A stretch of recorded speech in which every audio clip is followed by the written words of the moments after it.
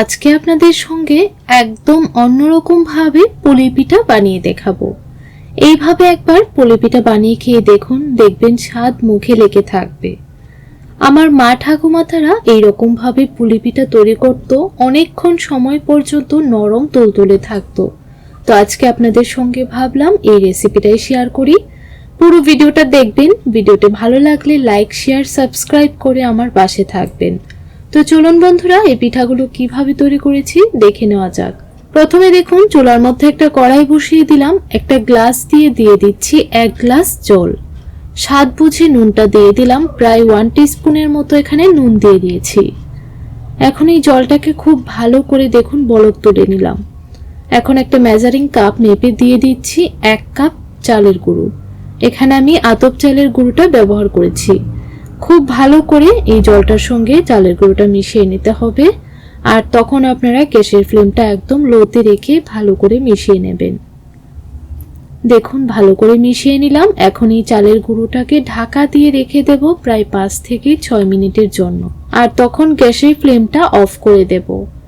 আর এই চালের গুঁড়োটা কিন্তু তখন খুব ভালো করে দেখবেন সেদ্ধ হয়ে যাবে আর মোটামুটি একটু ঠান্ডাও হয়ে যাবে।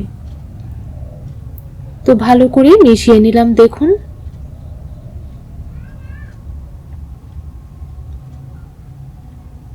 এখন আমি এই পিঠাটা তৈরি করার জন্য পুরটা বানিয়ে নেব।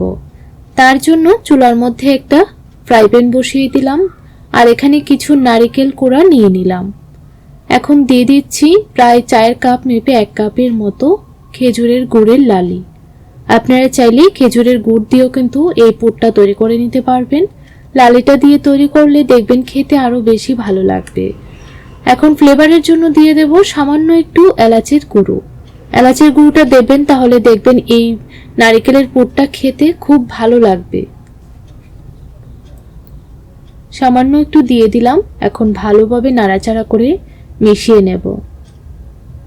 প্রায় 7 থেকে 8 মিনিট এই পুরটাকে রান্না করে নিতে হবে। তাহলে দেখবেন পুরটা খুব সুন্দরভাবে রান্না হবে আর নারকেলের মধ্যে যে জল ভাবটা থাকে সেটা কিন্তু একদম চলে যাবে। তো প্রায় 5 থেকে 6 মিনিট রান্না করে নিয়েছি। আরো 2 থেকে 3 মিনিট রান্না করে এই পুরটা নামিয়ে নেব। এইভাবে একবার খেজুরের লালি দিয়ে পিঠা বানিয়ে খেয়ে দেখুন বন্ধুরা, খেতে অসাধারণ লাগবে। আর শীতকাল তো চলেই যাচ্ছে, শীতকাল শেষ হবার আগে এরকম ভাবে একবার পুলি পিঠা বানিয়ে খেয়ে দেখুন। তো দেখুন আমার পুরটা একটা প্লেটের মধ্যে নামিয়ে নিলাম আর অন্যদিকে চালের গুঁড়োর মিশ্রণটা কিন্তু মোটামুটি ঠান্ডা হয়ে গেছে। এখন হাত দিয়ে খুব ভালো করে মেখে নেব। আর এই মিশ্রণটা যদি একটু হাতে লেগে যায় তাহলে আপনারা একটু চালের গুঁড়ো হাতের মধ্যে লাগিয়ে ভালো করে মেখে নেবেন। ঠিক এইরকম মসৃণ করে ডোটা তৈরি করে নিতে হবে। এখন এই ডোটা থেকে ছোট্ট একটা লেচি কেটে হাতের মধ্যে প্রথমে গোল করে নিচ্ছি। তো এখন আমি বাটির মতো করে তৈরি করে নেব, তাহলে পুরটা মাঝখানে দিতে সুবিধা হবে। আমরা যখন ছোট ছিলাম আমাদের মা ঠাকুমা তারা এরকম ভাবে পুলি পিঠা তৈরি করত, তখন আমরা দেখতাম। তো আজকে ভাবলাম আপনাদের সঙ্গে এই রেসিপিটা শেয়ার করি, কিভাবে মা ঠাকুমা তারা পুলি পিঠাগুলো তৈরি করত। খেতে কিন্তু খুব ভালো লাগতো। তো দেখুন প্রায় 2 চামচের মতো পুরটা দিয়ে দিলাম, তারপর মুখটা ভালো করে সিল করে দিয়েছি। এখন আমি ডিজাইনটা দিয়ে দেব। আপনাদের পছন্দ অনুযায়ী কিন্তু আপনারা এখানে যে কোনো ডিজাইন দিতে পারেন বা এমনিতেই কিন্তু রেখে দিতে পারেন। তো দেখুন আমি হাত দিয়ে একটু এরকম করে ডিজাইনটা দিয়ে দিচ্ছি। আপনারা একটু ভিডিওটা লক্ষ্য করলেই বুঝতে পারবেন কিভাবে পিঠাগুলো তৈরি করছি। তো দেখুন এইরকম ভাবে একটা ডিজাইন তৈরি করে নিলাম। তো আরেকটা পিঠা আপনাদেরকে বানিয়ে দেখিয়ে দেব আরেকটা ডিজাইন দিয়ে। দেখুন দেখতে কত সুন্দর লাগছে। তো আরেকটা পিঠা একই রকম ভাবে আপনাদেরকে বানিয়ে দেখিয়ে দিচ্ছি, কিন্তু ডিজাইনটা একটু অন্যরকম ভাবে তৈরি করে দেব। এখন মাঝখানে 2 চামচের মতো পুর দিয়ে দেব। পুরটা একটু বেশি করে দিলে খেতে কিন্তু খুব ভালো লাগে। আর এই যে বাটিটা আপনারা তৈরি করবেন একটু পাতলা করে তৈরি করবেন, তাহলে দেখবেন পিঠাগুলো খেতে আরো বেশি ভালো লাগবে। এখন দেখুন আরেকটা নতুন একটা ডিজাইন দিয়ে দিচ্ছি। আর বন্ধুরা আপনাদের পছন্দ অনুযায়ী কিন্তু আপনারা যে কোনো ডিজাইনে পিঠাগুলো তৈরি করে নিতে পারবেন। এই দেখুন এই ডিজাইনটাও কিন্তু দেখতে খুব ভালো লাগছে।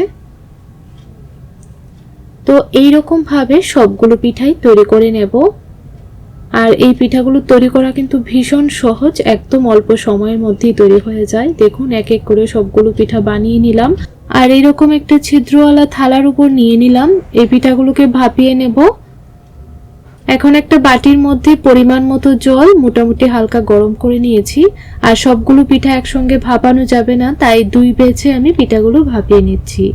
প্রায় 6 মিনিটের মতো পিঠাগুলোকে ভাপিয়ে নিলাম। দেখুন কত সুন্দরভাবে পিঠাগুলো সিদ্ধ হয়েছে। এখন একটা প্লেটের মধ্যে নামিয়ে নেব। তো বাকি পিঠাগুলো একই রকম ভাবে ভাপিয়ে নেব।